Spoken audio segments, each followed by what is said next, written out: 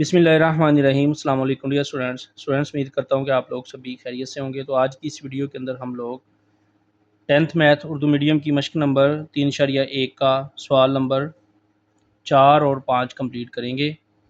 सवाल नंबर 4 है, अगर a जमा 2 c-3 b-1 d-4 कालब बराबर 5 8 6 4 कालब हो तो ए बी सी और डी की कीमतें मालूम करें।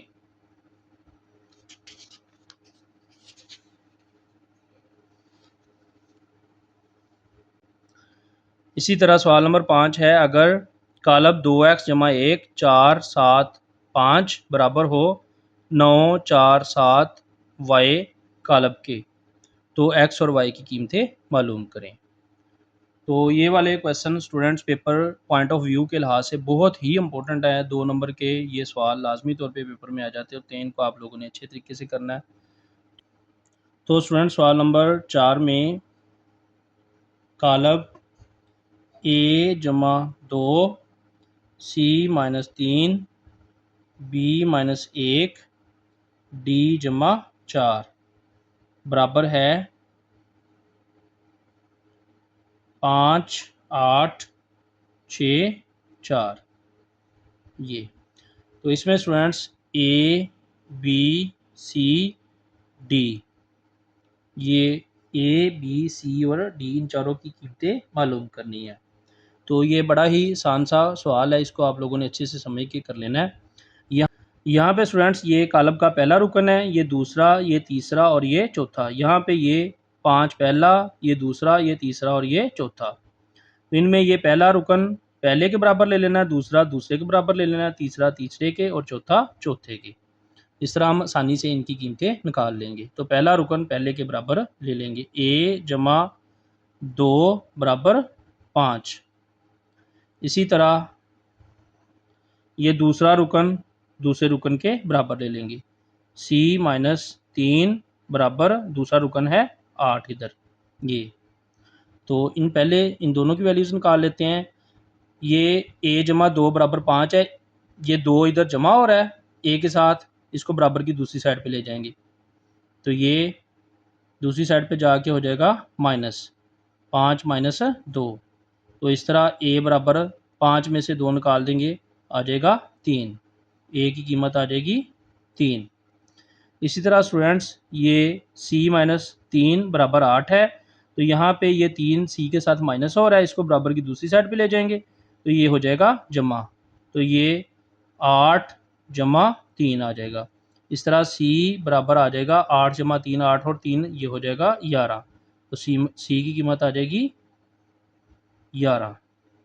इसी तरह स्टूडेंट्स अब इसमें इस कॉलम में तीसरा रुकन है b-1 और इधर है 6। इसी तरह चौथा रुकन है d-4 और इधर भी 4 है, तो इनको ले लेंगे बराबर।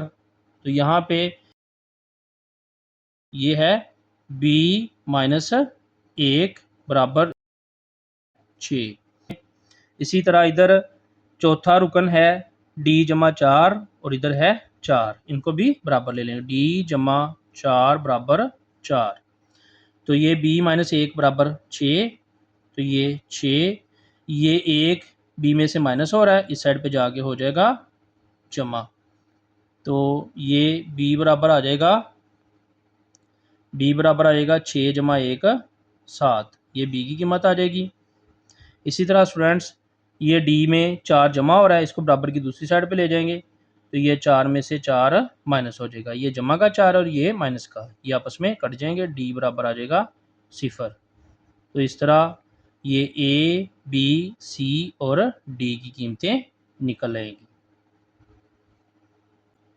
सवाल नंबर 5 में स्टूडेंट्स ये कालब है 2x-1 4 7 5 बराबर ये 9 4 7 y।